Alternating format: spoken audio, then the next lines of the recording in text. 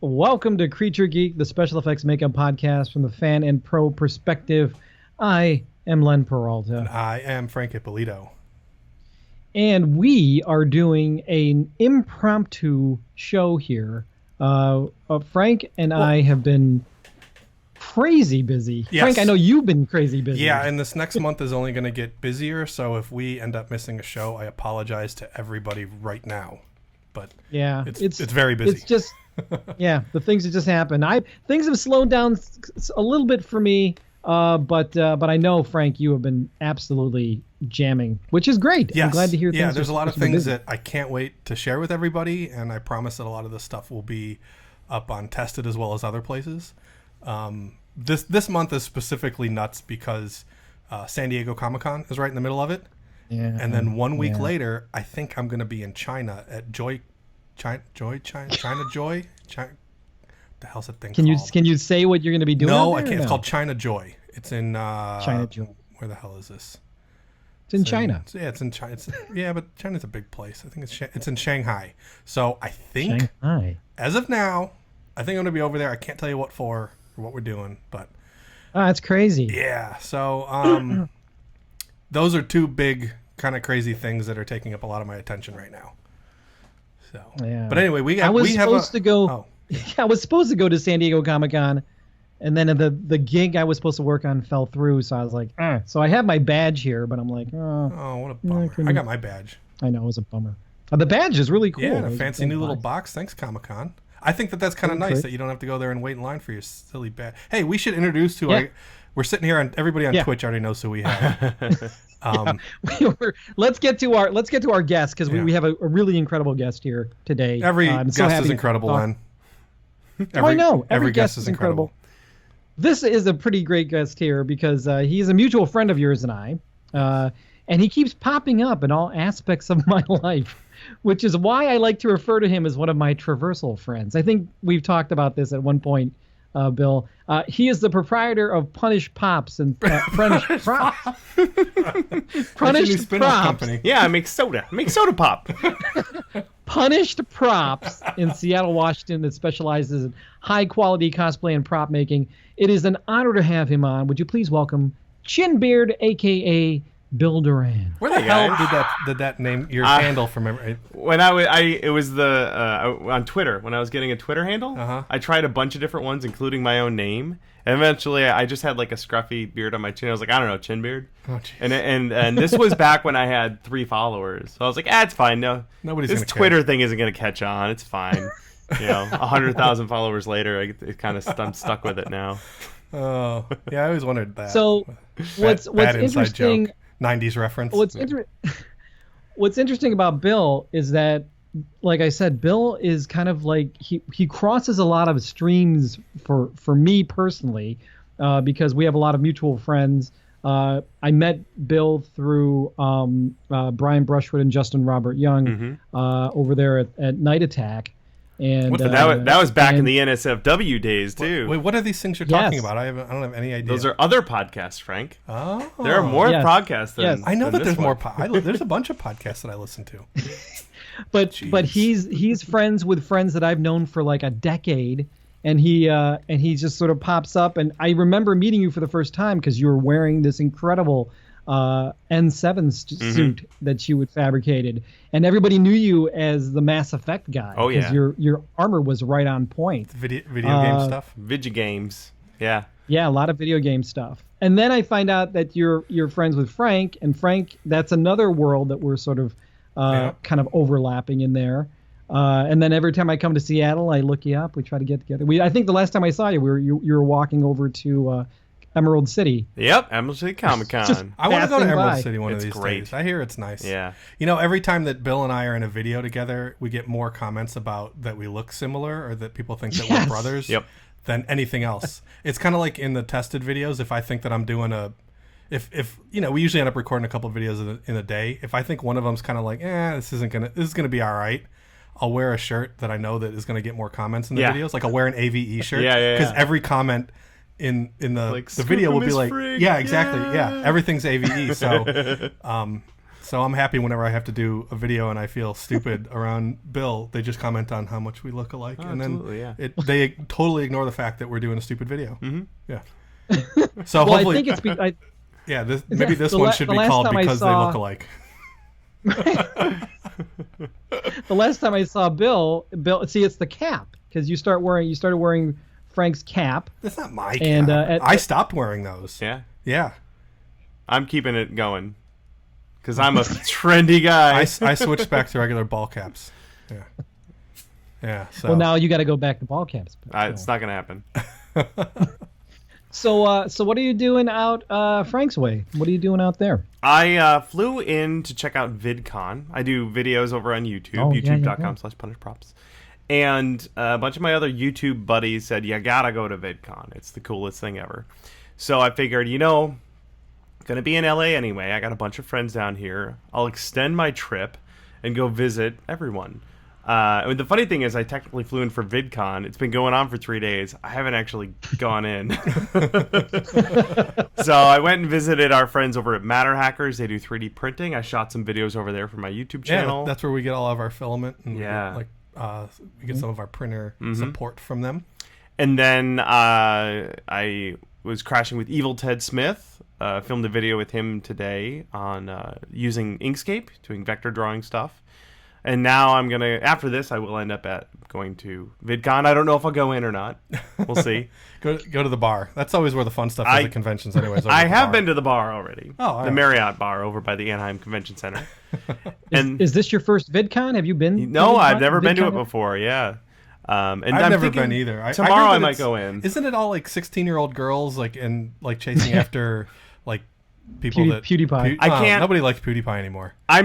I'm not all right. I'm sure there's more to it than that. Okay. But my experience thus far has been a lot of youths screaming after people I don't know who they are. I gotcha. So it is. So you could walk around there and nobody knows who you are. No one's clamoring for prop makers at VidCon. Yeah. I can confirm that. But some attractive dude will run by and he'll be like, "Wah!" And then a mob of people just go crazy and chase me down. It's Galinsky. I don't know. I don't know what that is. Yeah. I don't know what that is. I'm not young or hip or cool enough. No. But that's okay. I met up with some other YouTube people who do making. Bob over at I Like to Make Stuff. Alex Swavely. Don't forget your badge this time, Bill. Thanks. Yeah, don't forget your badge. I showed up yesterday. I drove an hour and a half through LA traffic, got there, got out of my car, forgot my badge. Good job. Yep. So just go to the Marriott bar. Yeah, no, that's problem solved. Yeah, I don't know. That's usually the fun place anyway. I don't want to go mobs of sweaty people. Anyway, so that's why I'm in town. But I was swinging around, had to stop by Frank's shop, and he was like, "Hey, we should do a podcast." Yeah, let's do that. Hey, Len, can we do a podcast real quick?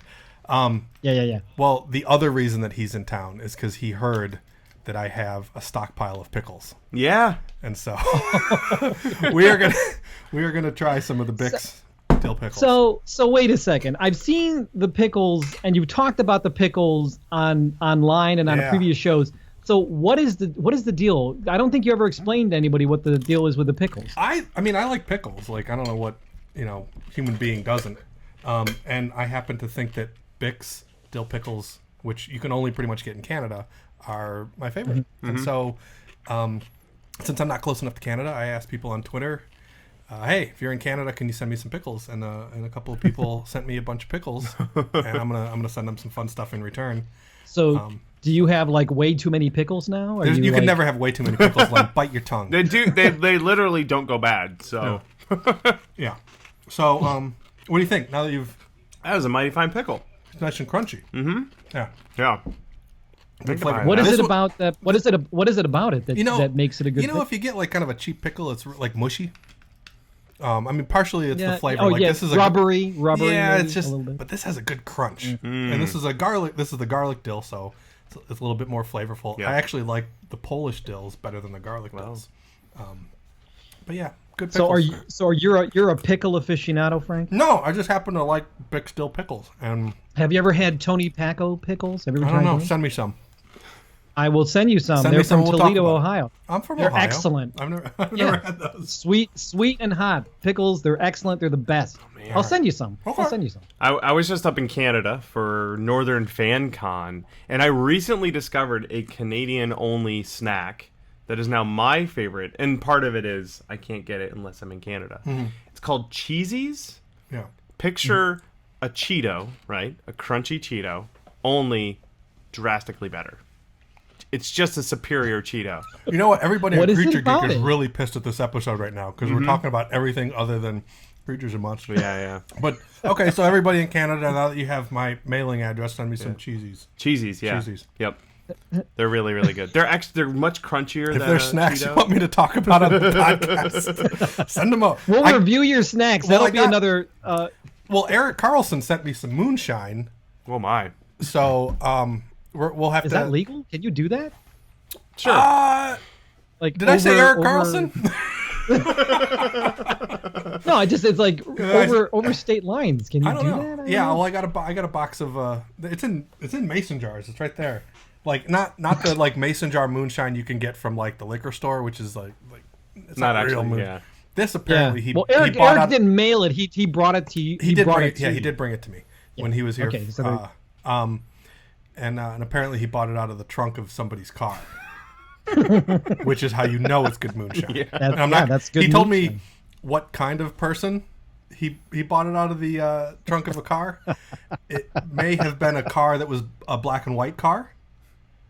So you would assume that they know where the good moonshine is. Yeah, I would think so.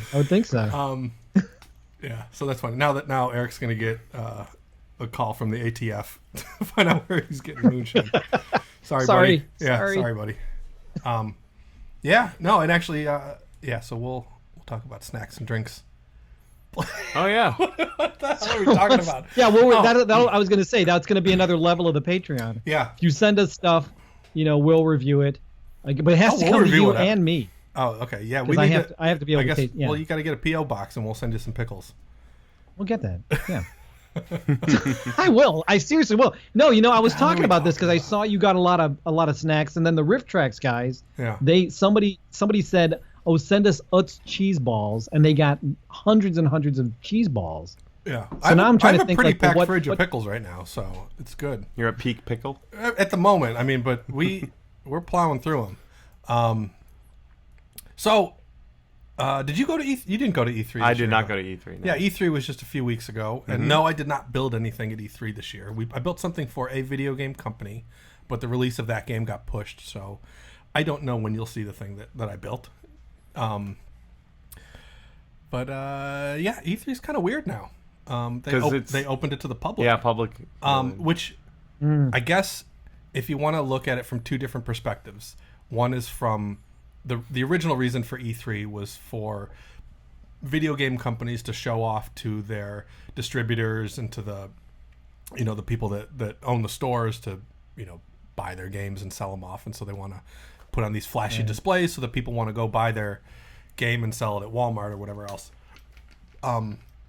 So people in the industry go there to take meetings so that they get like somebody from whatever video game company can meet with all of their distributors or their publishers or their whatever all at once, because everybody's in one building. So for 3 or 4 days they're just meetings like solid all day long, and most of them pretty much never even touch the show floor, so it's irrelevant what the show floor is like. I know people that are in brand managers or development or something like that, and they're just in meetings all day long. So they're spending all this money making these big fancy displays to woo their distributors and their customers and whatever else. But that money, and there's also media people there. So, games journalists. And like IGN is really big there. And like everybody now, anybody that's a games journalist or blogger or whatever would be reporting on stuff. And so now, it's open to the public. And so now all of these big displays that they're doing are serving another purpose. They're generating like hype among the public. But that makes it kind of a pain in the butt for people that are in the industry. Like when I used to be able to go there and I'd be able to go to a booth or whatever. I'd be like, hey, can I talk to whoever's in, marketing or PR or whatever, does events or whatever. And I could usually get through to somebody. Now they're like, do you have an appointment? who are you asking for? And they pretty much shoo you away. So I can't do business there the way I used to. I mean, you can kind of meet people in the bar afterward, but it's not like it used to be. Right. And then also it's not professionals seeking out other professionals to get business done. Yeah. So it's a little tricky in that sense now that it's open to the public. I mean, the public likes it because they get to go and wait in line for 8 hours to try out a video game that won't be out for maybe another year. Which so it's like going, going to the DMV. Right. But that seems like the need that PAX filled. And there are many PAXs now. There's four PAX events, video game ones. So now E3, I mean, maybe they're just feeling the hurt of PAX, and so now they're trying to open it up to public. But it's not even like you can't like go there and really buy anything. So I don't know. Like I don't think that I like it now that the public is open to the public like that. Not out of the need for it to be exclusive or anything, but it's trickier and not as easy to do business the way I used to want to. Nobody asked how this would impact Frank. It was really inconsiderate. No, I'm kidding. But I'm sure that I'm not the only one. Oh yeah, I'm sure too. Like, what if you're a game journalist and you're trying to now that everybody with a Twitch stream, hi Twitch, is in there and they're a quote unquote game journalist. Yeah, exactly. You know, and like even big companies, like I mean, maybe it doesn't affect big ones like IGN, but game companies used to give out preview copies for game companies to do reviews and stuff like that.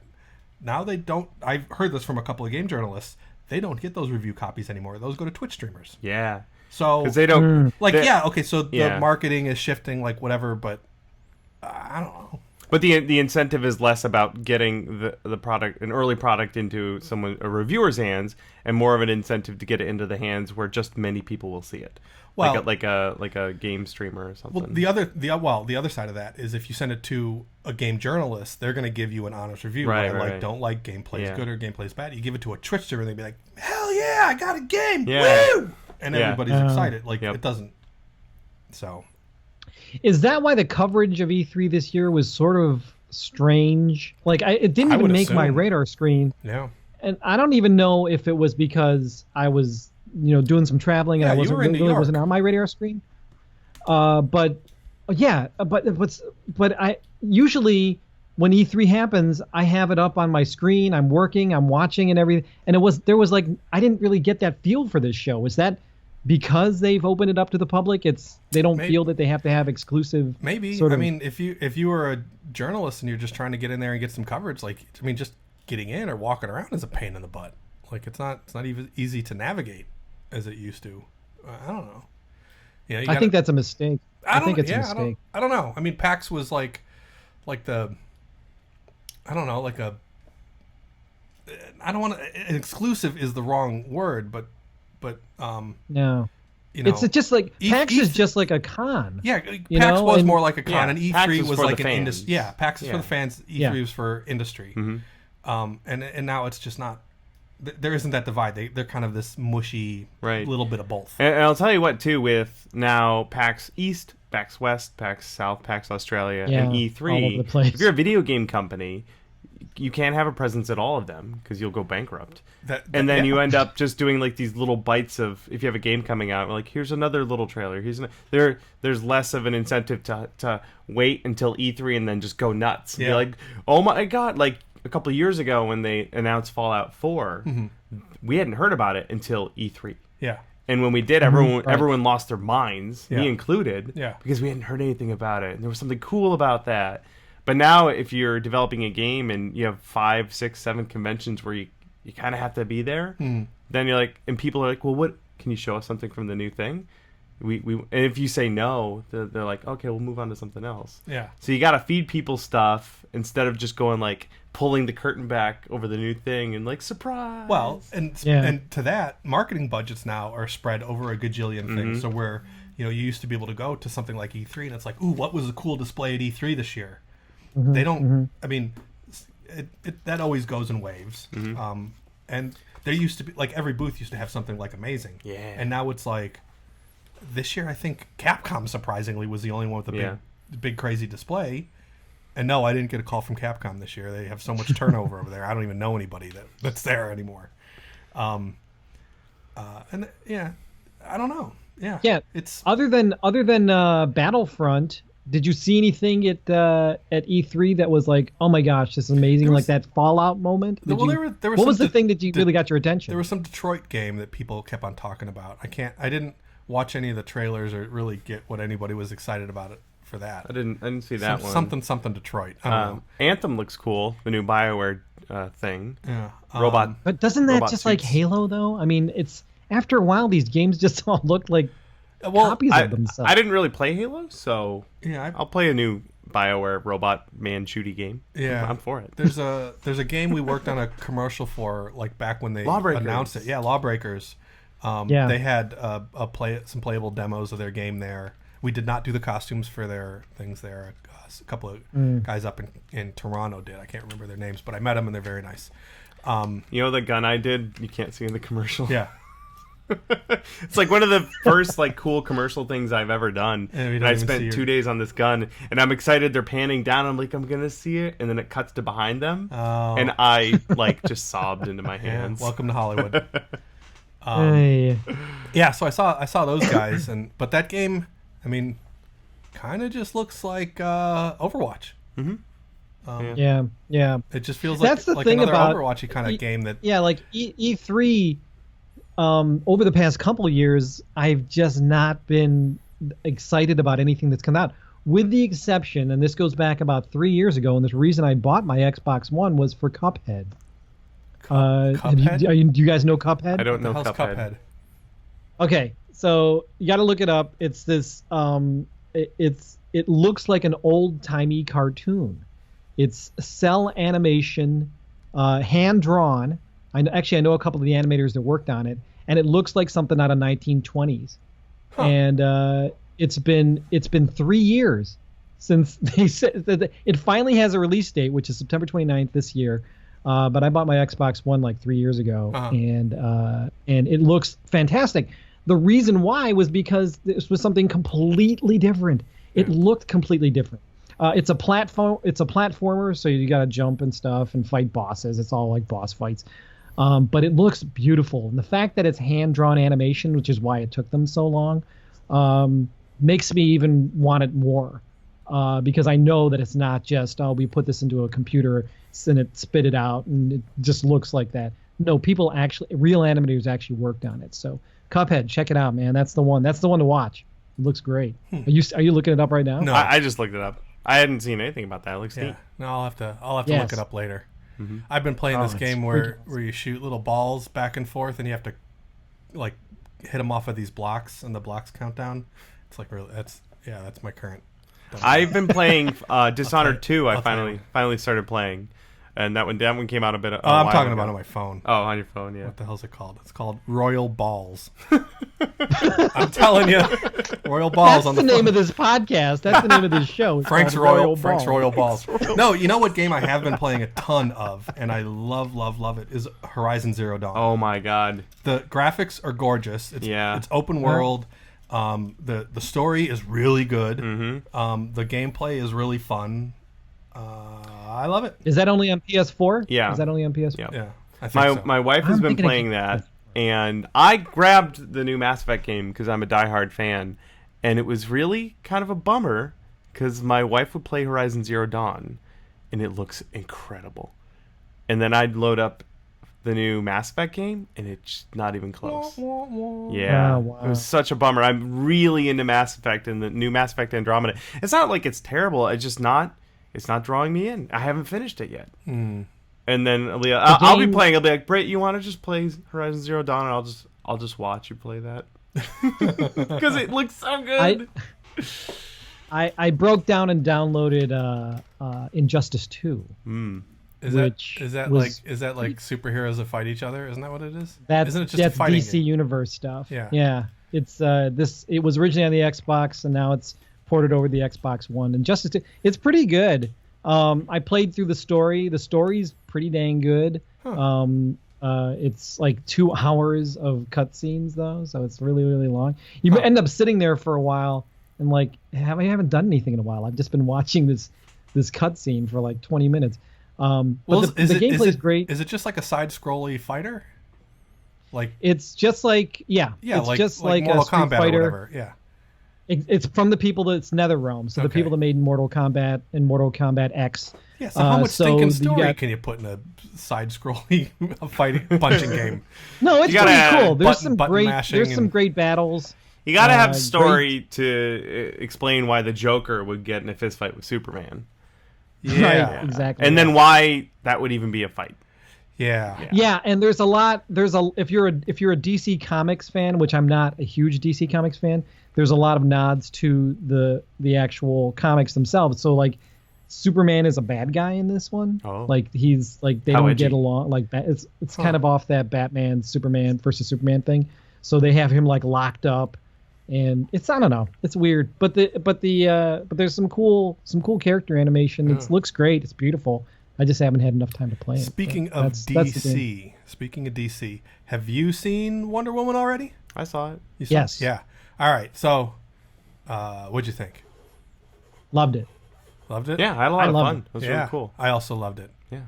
Great. Okay, we're all on the same page. All right, moving on. Awesome. Let's have another pickle. No, I thought as many pickles as you want. Go for it. I thought that's the No Man's Land scene. Yeah. Was like this is just that was like good. As good as anything else I've seen. It was, and no, here's the thing. Gal Gadot, pretty easy on the eyes, right? Like I think we can all agree. Oh yeah. She's fun to watch. I thought she played the character well too. Oh yeah. Yeah. We were trying to figure out the best way to build her lasso. And we're thinking to light up? Yeah, the light up. We were thinking fiber optic rope. And they make it, and it's translucent on the edges of the fiber optic cables, and it will make the entire rope glow. Interesting. Yeah, and then you just need one light source at the source. Yeah. You don't have to run wires or try and wire EL wire, which is a pain in the ass. Well, EL wire is also not very bright. Yeah, it's not at all. Yeah. So we may not committing to anything on our YouTube channel, but maybe we may try and do a lasso rope. If I say something on the internet, if I say something, that's a good idea. Then no, she's working on something else. She's making a robot.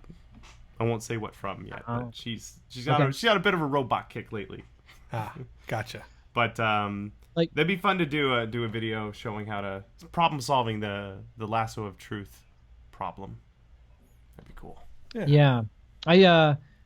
I took some of my kids to go see Wonder Woman, and I was surprised that they weren't as enthused about it as I was. Like my daughter, I was like, "That was awesome, right?" And she's like, "Yeah, it was all right." I'm like, "Really? I really like that." She's more of a Deadpool fan. Rob on Twitch just said, "I've bought that side glow fiber before for a project. It's trickier than it looks. Okay. You get a bright bottom lightsaber effect a little bit. Okay, that's good to know. Thanks, Rob. So it's kind of from brighter at the source, I guess that makes it sound. Yeah, Rob's a helpful guy. He's been giving me advice about my new lathe. Oh, yeah, that's right. You got a lathe. Yeah, I got the baby one. Yeah, that's all right. Yeah, if you make the lasso, would you be able to whip the lasso, or would it just be at your side? It'd be a fun thing to try out, wouldn't it? So I don't know. All right. Yeah, I don't know how you do that. Again, this is not me committing to doing this. Internet. Please you know what? Please don't leave angry comments on my YouTube I have channel. found lately that I have been overcommitting to a lot of things, and my human bandwidth is getting shorter and shorter, and it's tricky because I feel like I'm letting people down. Right. Yeah. It's hard. Mm-hmm. All right, good story. Have good you, story. Yeah. Do you? guys. Well, Bill, do you still take for a while there you would take personal? Yeah, we don't. Do that anymore. People could come to you, and have you stopped doing that? No, now? we slowly over the years of running Punished Props, it's transitioned into primarily doing tutorial videos and books. So instead of making a costume for one person, I'll teach thousands of people how to make their own costumes. And we've been able to turn that into a business that makes money a lot better than trying to sell props to people. Well, let's talk about this for a minute because we've talked about cosplayers as a hobby versus trying to get into a job. And actually, I've been on this rant like multiple times lately, like on here and probably to a lot of people's ears. and this stems from I don't remember what I said last time I went on this rant. It stems from it was more or less that you didn't understand what the reason you'd want to be a cosplayer was, if not to. No. I comprehend that a lot of people do this for fun and do this for a hobby, and that is 100% awesome. Like, I will stand by somebody taking anything for funsies or for a hobby or to do in their spare time or after work or to escape from real life or whatever. That's awesome. That is 100% valid reason to do anything. The thing that confuses me is a lot of times that there's cosplayers that claim that they want to, either A, do this for a living, like be a pro cosplayer, which is kind of a nonsensical term to me, or because they want to use this as a gateway to get into the real industry, whether it's like the wardrobe industry and the film industry, like Wardrobe Union or something like that, or to build things for the actual video game companies, like things that I do here at the shop. Mm-hmm. So there's been a lot of people that are cosplayers that have been very enthusiastic and very talented, and I will give them an opportunity to say, hey, I got this thing, I'd love to work with you on this. And time again, I get let down because they either end up being really flaky or like just excuses just start erupting like a volcano why they can't make it into work on time or have to change their schedule or whatever. And a couple of times recently it's just like, hey, if you happen to be in LA, I have a project, I'd like you to work on it with me, can you come by? Yeah, sure. And they come in town and then they go Twitch stream with like 3 or 4 other people, and I'm like, hey, I was just offering you a job. Because you're not on NDA, I can't even tell you what the hell it is, but FYI, it's cool. Yeah. And so they end up, they're, Twitch streaming with some other builders is more important than coming here and doing something, which is fine. I mean, I am offering them like money to offset the travel expense. Or, I meet somebody else that's like local and it's like, hey, you do a really good job. I'd like you to come work on a project for me. This video game company, which you like and you build stuff as a fan for, I'm doing a project for them right now. Would you like to get paid to do the actual thing for that company? Right. And then they'll do it for like a day or two and then flake for whatever plethora of reasons, and you could, anything could become a valid reason, like whatever, but it's just like that, to do this professionally, you have to be consistent. And sometimes that means sacrificing some of your free time. So here's what my thought on that. So I think a lot of people look at what I do for a living as someone who's a fabricator and a content creator, and they say like, "Oh, you're living the dream. That whole saying, if you love what you do for a living, you never work a day in your life." And I think that's BS. I work every day of my life. Yeah, I enjoy it. Yes. But there is no what's not working to me? Playing Fallout 4 and drinking a beer. That's not work. Yeah. That is making foam armor. I love doing it, but make no mistake, that is work. Yeah. Me. I have to film it. I have to edit it. I have to put it up on the internet. That is work. And it is drastically different than building a costume for myself that if it doesn't get done in time, I don't get to bring it to Dragon Con. No big deal. But I had fun. But now people don't even have to spend the time to edit and stuff like that. They'll just Twitch stream it. Yeah. And so there's this like explosion of Twitch streamers, which basically means you're too lazy to know how to edit and put together. Not that there's anything wrong with Twitch streaming videos. We're doing it here right now.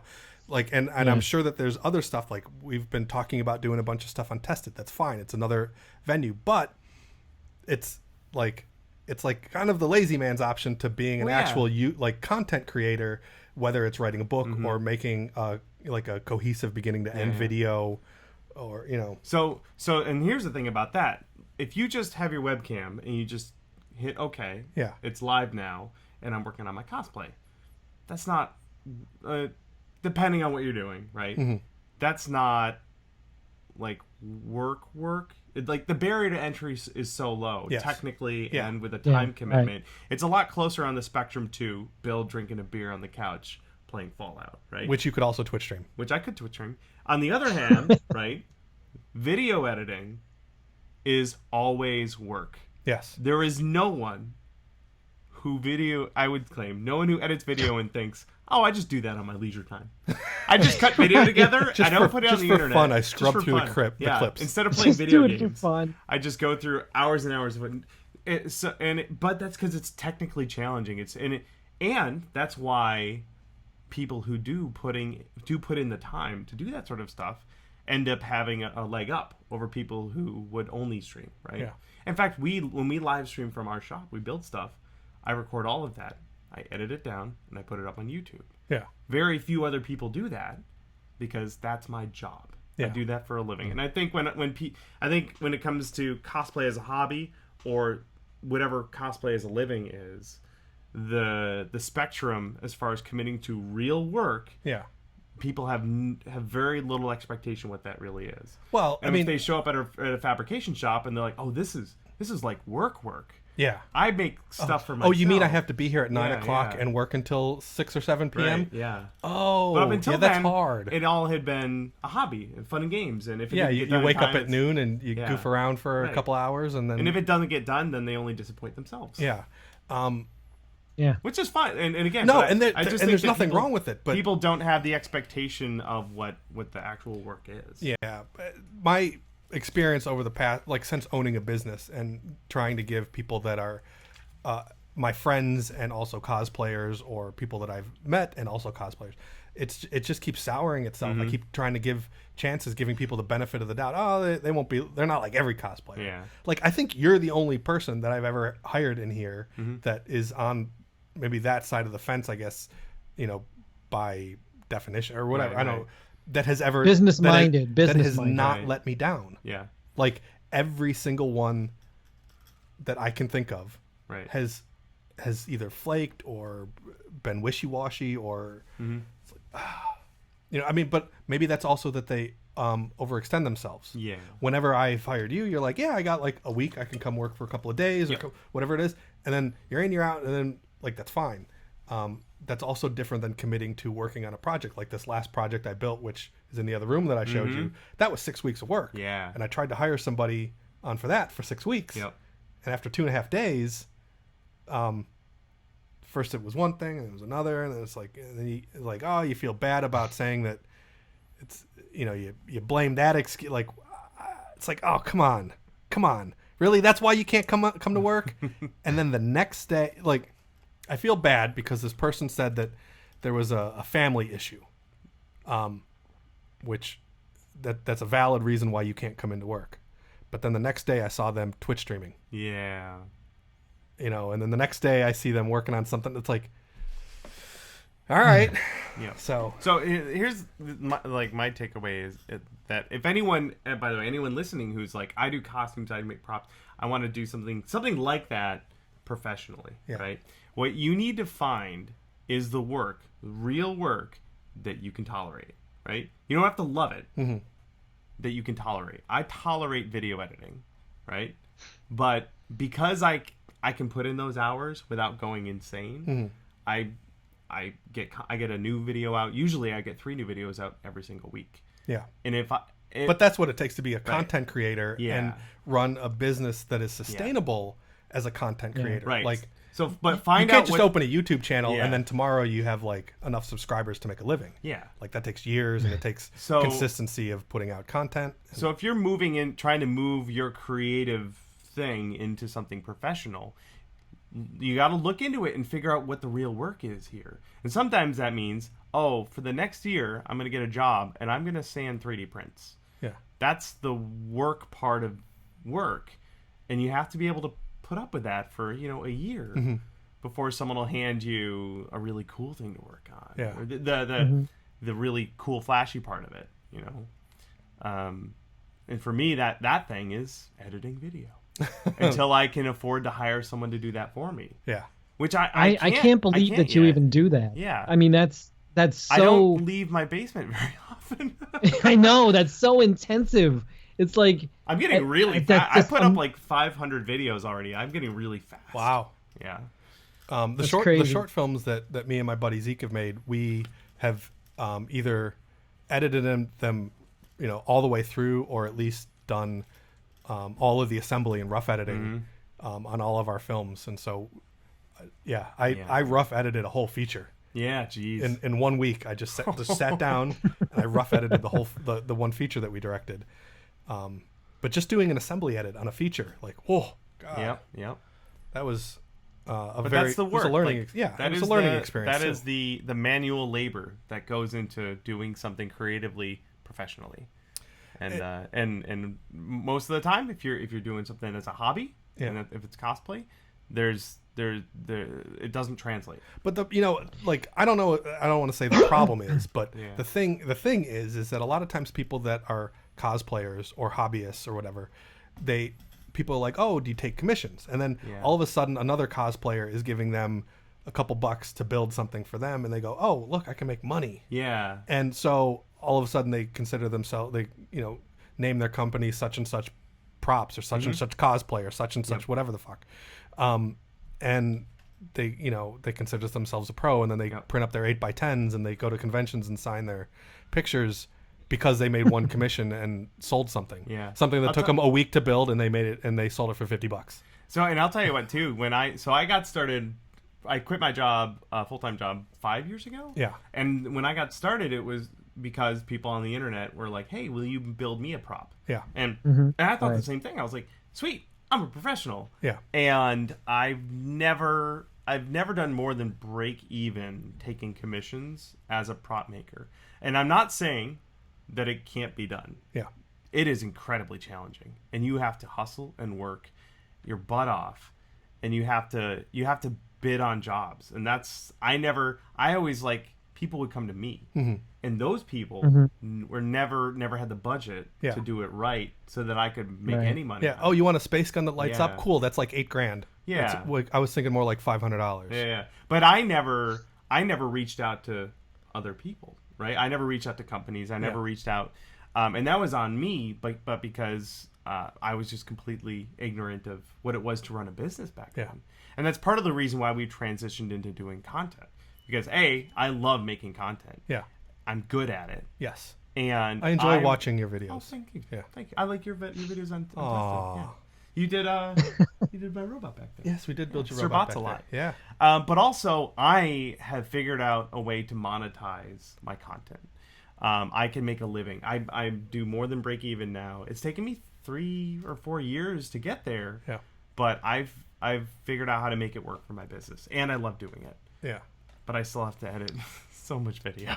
Let me ask you this question, Bill. Comparing your life as a freelance cosplayer, right? Just like I don't want to say freelance prop maker. No one's ever paid me to cosplay. Didn't you get paid to go to a convention and dress up in your costume for something? I guess so. Autodesk, wasn't it an Autodesk thing? Oh, that's right. No, yeah, you got paid. You got paid to cosplay. I did get paid to cosplay. Never mind. I lied. I'm sorry. That was awkward. Can I tell a story? Yeah, go for it. That's what the podcast is for. Stories. We went to Autodesk University. We did it 1 year, and it was fun. We dressed up in costume, and they had their art. They were showing off their Sketchbook Pro. So my wife and I dressed in a costume. They had artists draw us to show off this thing, which was really cool, really fun. They hired us the next year just to go to a party for 3 hours and dress up in costume and just mingle for 3 hours. And it was like, and I love my friends at Autodesk, and I thank them for hiring us and paying us for that thing. But it was kind of weird. So I got there, they were paying us a good amount of money to just show up in costume, and they were like, okay, now just like take selfies with people. And I was like, okay. That's called diversifying. That's called diversifying. No. I understand. But I guess I am a professional cosplayer. No, I understand how that's awkward because, after I was on that show Face Off, there were conventions that had reached out to me as being on a television show, and said, "Would you come to this convention, and you can charge this much for an autograph and a picture and stuff like that?" And I said, "Hell no. Yeah, I'll come and I will hang out. Yep. But I'm not going to ask people to give me money for my stupid signature or for a picture of me. That is way too awkward for me, way too weird, and I don't think that anybody should be paying me for a picture of me. No, I am not that pretty. I think you're a handsome man. But if they wanted to, they could. No, I will not take anybody's money for any of that stuff. No, if you want to buy me a beer, cool, we'll be buddies. Oh, sorry. Oh. Is Siri trying to talk to you? Yeah. Yeah, no, And there's other people from Face Off that do that, and they, make some money over a weekend at a convention. But I can't. That's awkward. It is awkward. It is awkward. What I was asking earlier is silence. Comparatively your life as a freelance prop maker to now where you're a pro prop maker. What is the... I consider Bill a pro content creator. Yeah. I'm an author and video. I mean, he's also a very good prop maker. Right. I would hire him happily on any project we have in here. But I consider him more of a content creator. What is your time investment? How has that changed? How has that scaled from before to now? Is it more? Is it less? Is it... it's got to be more. I mean, it's more than a full-time job. You're spending more than 40 hours a week creating content. I don't... I work every day. I don't have weekends. Actually, here's my favorite joke of late. Okay. Let's say it's Friday. Yeah. Right? Someone says, "Happy Friday." Well, unless you run your own business, in that case, Happy Wednesday. Every day is Wednesday, perpetually. Somebody said to me one time, we were just talking about working with it. They didn't know what I did for a living. And they're like, "Oh yeah, it's work is just so hard, working 40 hours a week." Or they said something about it being long hours and it's 40 hours a week. And I looked without a pause, without breathing, I just said, "What do you quit after Wednesday?" No, so my time is spent now. If I can spend as much time building things as possible, I do. But I probably spend a couple hours a day doing that and filming, and then I have to edit, and then I have to answer emails, and then and it's right now our company is my wife and I. Yeah. And ultimately the goal, I mean, we're building our way up until we can afford to hire people to handle those things for us. And when we can do that, it's going to hit awesome mode, because then if all I have to do every day is build things and film it, and then hand that to an editor, then we're going to just explode with content. Yeah. But we're not going to rush into that. When we can afford it, we'll do that. We'll take the next step and the next step. But until then, I do half the things. My wife does half of everything else. So you've moved to Patreon? Is that what you've done? That's one of the ways that we support our company. The main thing with Patreon, and we love Patreon, and if any of our patrons are listening, thank you very much. Patreon supports our videos because YouTube ad revenue, we hardly make any. I mean, we make it pays the electric bill, which is awesome, but we don't count on it. Our content is catered to a very niche group of people. We specifically want our videos to be for people who want to learn, which means we don't get millions of views, which is fine. I would rather have a good message for the people that need it, but we don't make ad revenue on it, or we don't make a lot of ad revenue. Yeah. So instead, we can go to those people and say, "Hey, if you guys like it, help us out, and we can improve our videos and make more of them." And our patrons have been happily supporting us, and we love them for it. It's great. We also have a very wonderful group of patrons. Yeah. We just got a new one I noticed today. Nice. Who I'm very excited to say her name at the end of the show. Awesome. In fact, I have to roll soon. Oh, so is it almost time? If we want to move on to that, that'd be nice. Oh yeah, I guess it is about that time. Hold on. Yeah. Before we get to Bill. that, Okay. I forgot he's got to get going. We always ask the last question for all our guests. All right. Words of wisdom. You've had a lot of words of wisdom in this episode, but what would you say to what piece of advice would you give to the young pro getting started in your particular line of work? What would you say to them? The thing that I never understood when this is going way back. I went to school for 3D computer art, 3D modeling, animation, and all of that. The thing I never understood was how bad I was at it. I came out of school thinking I was really good until I dove into a project with people that knew what they were talking about, and I realized that I wasn't any good. I wasn't any good at all, and so but this is something that you see all the time. If you're in a really small group of people, if you're the best person at your thing in your group of people, find a better group of people. And when you find out that you're the worst person in that group at that thing, you're going to improve so much faster once you have a realistic expectation of where the bar is. And when I moved on to this movie project, it never got finished, but I moved on to this movie project for a year and a half with some friends of mine. And in that year and a half, I learned way more about 3D modeling and animation than I ever did in school. Just because everyone around me was miles better than me and pushed me to be better at it. So yeah, if you're the smartest person in the room, find another room with smarter people. No, that's very interesting. That's great advice. Yeah. Excellent advice. So let's thank our Patreons who are keeping this show running. Thanks to everybody kicking in the tip jar we call Patreon. 2 favorite people on the list: Jason Moore and Eric Seglum. And then my second 3 favorite people on the list, Ghost Ride Productions, Kevin Oakes, and our newest, Erin Kruger Mikash. Yeah, love you, Erin. She's awesome. Yeah, we had her on the show a couple months ago. You guys should go back and check that out. She's great. If you haven't. Thanks for chipping in, Aaron. Jonathan Worsley, Hal Clay, Scott Ashita, Chris Ellerby, Bob Lackey, Brian Warner, Gerard Libby, TJ Becker, Robert Burns, Charles Babbage, Ricardo Murillo, Eric Mullins, Raymond Stanek, John Donato. Nailed it. If you want to become one of our Patreons, go to and hear me butcher your name. Yeah, patreon.com/CreatureGeek. Now, Bill, where can they find you online? Absolutely everything we do is over at punishedprops.com. We do weekly tutorial videos on prop and costume making. I've been filming a bunch of those while I'm here in LA. Those are over on our YouTube channel. Just look up Punished Props. You'll find us over there. Everything. Follow you on Props. Twitter at Chinbeard. At Chinbeard. Yep.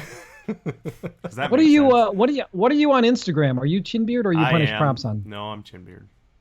Chinbeard. I am the and that's where you post all your master, stuff? everybody. So you don't have a Punished Props Instagram? It's just Chinbeard. Chinbeard. Okay, yep. I think I follow you. My Instagram game is weak. Weak. Yeah. Hey, real quick. So people have been asking us about making Thingergy shirts for my company. My company's called Thingergy for you. No. We just made these. Yeah. It says safety never takes a vacation. So those are up on the Facebooks and on my social medias if you want to go pick up a Thingergy shirt.